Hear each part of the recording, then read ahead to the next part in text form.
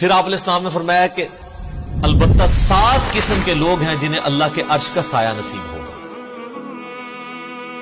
پہلے نمبر پہ فرمایا عادل حکمران.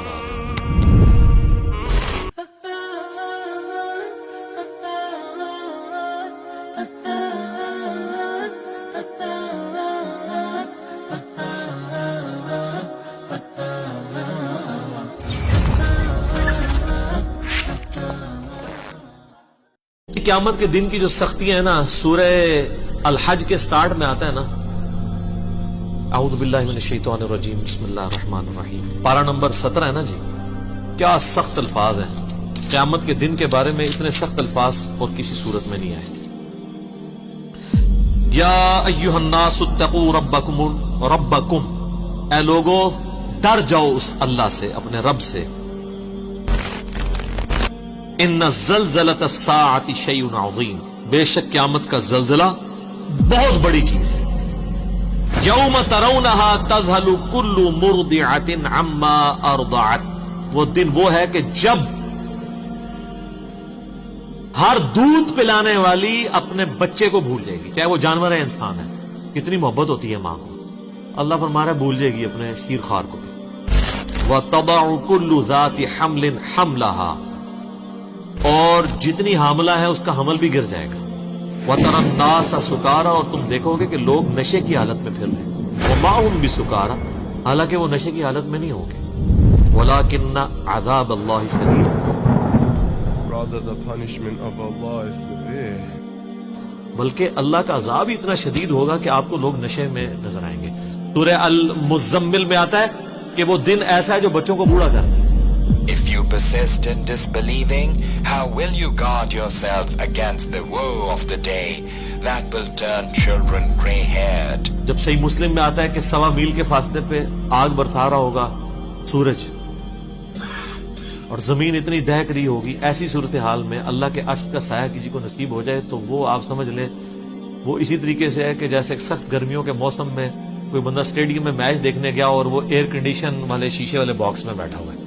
بیٹھا وہ بھی میچ دیکھنے ہیں اور باہر بھی میچ دیکھنے والے، لیکن دونوں کی حالت ڈیفرنٹ ہے. اللہ کے عرش کا سایہ تو اسی طریقے سے. پھر آپ کے لیے جو کچھ میدان معاشر میں ہو رہا ہے وہ ایک انٹرسٹ اور انجوائمنٹ سے زیادہ کچھ نہیں ہوگا، تکلیف نہیں ہوگی. اور یہ نہ سمجھیے گا کہ یہ کوئی دن ایک آدھ دن ہے. قرآن میں ہے 50,000 سال کا دن. سر دنیا کی زندگی 60-70 سال، اور وہ صرف قیامت کا دن 50,000 سال کا. ابھی وہ آخرت کا عذاب والا تو معاملہ انفینٹ باقی ہے.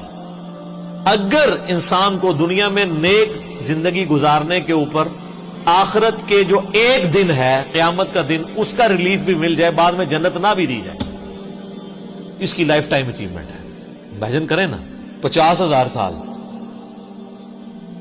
یا تو 50 منٹ نہیں کوئی عذاب برداشت کر سکتا. لوگ کہنے کو تو کہہ دیتے ہیں، لیکن اگر کسی کو فزیکلی مثال دی جائے نا کہ فجر چھوڑنے پہ اگر تمہیں ایک 10 فٹ بائی 10 فٹ کے کمرے میں بند کیا جائے جس میں 1000 کوبرا سانپ، 1000 بچھو ہو، اور اس کمرے کا ٹیمپریچر بھی جو ہے وہ 60 ڈگری سینٹی گریڈ تک کر دیا جائے، وہ قیامت کو تو چھوڑ دیں. بخاری مسلم میں حدیث ہے کہ دنیا کی آگ سے 70 گنا زیادہ وہ تیز ہے. تو یہاں کوئی امیجن نہیں کرے گا کہ ایک کمرہ، اتنے سانپ، اتنے بچھو. اور یہ دنیا کے بچھو سانپ تو آپ مار بھی سکتے ہیں، آخرت کے تو آپ مار بھی نہیں سکتے، ان کو تو موت بھی نہیں آئے گی. ادھر آپ خود بھی اپنے آپ کو نہیں مار سکتے. ثم لا يموت فيها ولا يحيى، نہ تو پھر زندوں میں ہوگا نہ مردوں میں. تو ایسی صورتحال میں اگر اللہ کے عرش کا سایہ نصیب ہو جائے تو بہت بڑی کامیابی ہے. بخاری اور مسلم میں حدیث ہے کہ قیامت والے دن اللہ کے سائے کے سوا کوئی سایہ نہیں ہوگا. محدثین نے اس کی تعویل کی ہے کہ اللہ کے سائے سے مراد اللہ کے عرش کا سایہ ہے. تو پھر آپ علیہ السلام نے فرمایا کہ البتہ 7 قسم کے لوگ ہیں جنہیں اللہ کے عرش کا سایہ نصیب ہوگا. پہلے نمبر پہ فرمایا عادل حکمران. اللہ نے اپنے اوپر اپنی توحید کے اوپر گواہ کیا ہے انصاف کرنے والوں کو. وَأُولُو الْعِلْمِ قَائِمًا بِالْقِسْطِ، اہل علم جو انصاف پہ قائم لوگ ہیں. عادل حکمران. چلیں ہم تو اس کیٹیگری میں حکمرانی والے معاملے میں نہیں، لیکن اس کی آپ کورالریز بنائیں گے کہ آپ اگر کسی ایک علاقے کے اوپر آپ کی چھوٹی سی حکمرانی ہے، کونسلر ہے یا ایم این ہے، تو آپ اپنے اس کے اوپر اگر عدل کرنے والے ہیں، البتہ جج جو ہے نا وہ اس کو پریکٹس کر سکتا ہے کہ وہ انصاف کرے تو قیامت الدین اللہ کے عرش کا سایہ حاصل کر لے۔ دوسرا فرمایا کہ وہ شخص جس نے جوانی میں عبادت کر لی، توبہ کی روش اختیار کر لی، در جوانی توبہ کردن شیوہ پیغمبری، بڑھاپے میں تو شیر بھی شکار کرنا چھوڑ دیتا ہے، وہ لوگوں کا بچا ہوا شکار کرتا ہے، جوانی کے اندر عبادت کرنا یہ مشکل کام ہے، کیونکہ ماں کہتی ہے میں دودھ نہیں بخشاں گی، باپ کہتا ہے جی تو جوانی کی روک لا لے، داڑھی رکھ لے، کہتے ہیں روک لگا لی ہے، کوئی عورت پردہ شروع کر دے تو اس کو ڈرایا جاتا ہے کہ تجھے رشتہ نہیں ملے گا، اچھا کیا دنیا میں اس طرح تو گزارا کرے گی؟ جوانی میں جو روش اختیار کرے توبہ۔ تیسرا فرمایا کہ ایسا شخص جس کا دل مسجد میں اٹک رہا ہو، ایسا اٹکے کہ وہ یعنی مسجد سے نکلے تو گویا جس کو کہتے ہیں نا مچھلی پانی سے نکل آئی ہے، دوبارہ مسجد میں جانے کی کوشش کرے۔ وہ تو بخاری مسلم میں حدیث ہے کہ جو شخص نماز کے انتظار میں بیٹھا ہوتا ہے وہ بھی نماز کے اندر شمار ہوتا ہے، حالانکہ بیٹھا انتظار میں۔ تو مسجد میں جس کا دل اٹک رہا ہو تو اس کو بھی اللہ کے عرش کا سایہ نصیب ہے انشاءاللہ۔ چوتھا وہ شخص جو اکیلے میں بیٹھ کے اللہ کو یاد کرے اور اس کی آنکھوں سے آنسو نکلے، اللہ کے خوف کی وجہ سے، اس کی محبت کی وجہ سے، کسی کے سامنے نہیں۔ کسی کے سامنے تو ماشاءاللہ آپ دیکھ رہے ہیں کئی علماء ٹی وی پہ آ کے رو رو کے دعائیں کرواتے ہیں، تو اللہ نہ کرے کہ کبھی ایسی نوعیت آئے کہ ہمیں کسی کے سامنے اس طرح رونا پڑے۔ ہاں ایک یہ ہے کہ بندہ دعا کروا رہا ہے، فی البدی ایک اس کو دقت طاری ہو گئی ہے، لیکن کئی آپ دیکھتے ہیں وہ سٹارٹ جو ہے نا وہ شکل سے بناتے ہیں اور وہ سٹارٹ ہی اس سے لیتے ہیں سیدھے چوتھے گہرے سے، اور کئی آپ دیکھیں گے کہ ان کے آنسو نہیں نکل رہے، رو رہے ہوتے ہیں، آنسو نہیں نکل رہے ہوتے ہیں۔ وہ اس لیے کہ وہ رو نہیں رہے ہوتے، وہ کہتے ہیں جی وہ بزرگ فرماتے ہیں کہ اگر رونا نہ آئے تو رونے جیسی شکل بنا لو۔ میرے ایک یوٹیوب پہ کلپ بھی ہے رونے والی شکل بنانا، تو کہتے ہیں اچھا اس کی دلیل وہ دیتے ہیں کہ اچھوں کی شکل بھی اللہ کو اچھی لگتی ہے، اے دلیل ہے جی ہوتی ہے۔ پھر ان کو وہ ساری باتیں بھول جاتی ہیں کہ آپ نے ریاکاری نہیں کرنی، ایکٹنگ نہیں کرنی، منافقت نہیں کرنی۔ یہ رونے والی شکل آپ ضرور بنائیں لیکن اکیلے میں بیٹھ کے۔ پبلک کے سامنے جب آپ رونے والی شکل بنائیں گے اور آپ کو رونا نہیں آ رہا تو آپ کے اوپر منافقت کا فتویٰ لگے گا سیدھا سیدھا۔ ہم نہیں لگاتے، آپ خود لگا لیں اپنے۔ تو چوتھا وہ شخص جو اکیلے میں اللہ کو یاد کرے اور اس کی آنکھوں سے آنسو گرے۔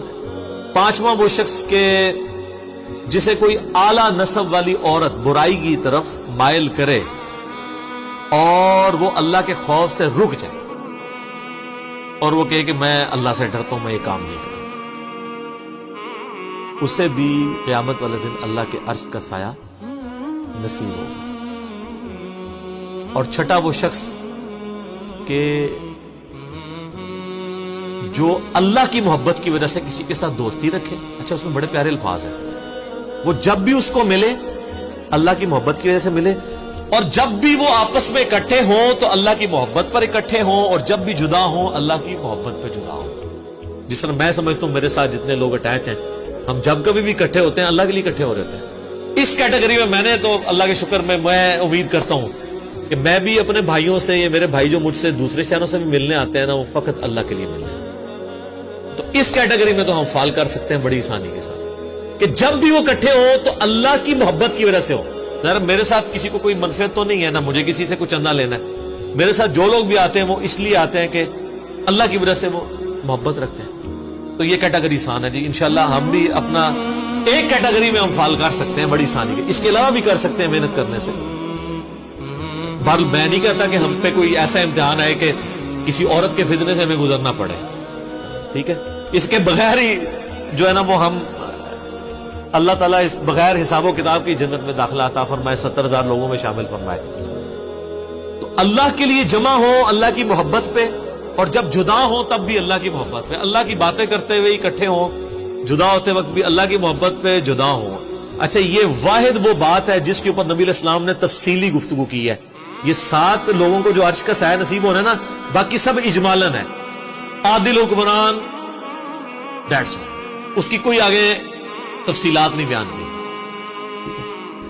اکیلے میں بیٹھ کے روئے آنسو آ جائیں، کوئی تفصیلات بیان نہیں کی۔ یہ واحد موقع ہے جہاں آپ علیہ السلام نے ڈیٹیل بات کی کہ جو لوگ اللہ کی محبت پر اکٹھے ہوں، جب بھی ملے تو اللہ کی محبت پہ اکٹھے ہوں، اور جب جدا ہوں تو اللہ کی محبت پہ۔ وہ تو مسلم شریف میں حدیث ہے نا کہ ایک شخص اللہ کے لیے کسی دوسرے شخص کو ملنے جا رہا تھا تو انسانی شکل میں ایک فرشتہ نازل ہوا۔ اس نے کہا کدھر جا رہے ہو؟ ان کا فلاں شخص کو ملنے۔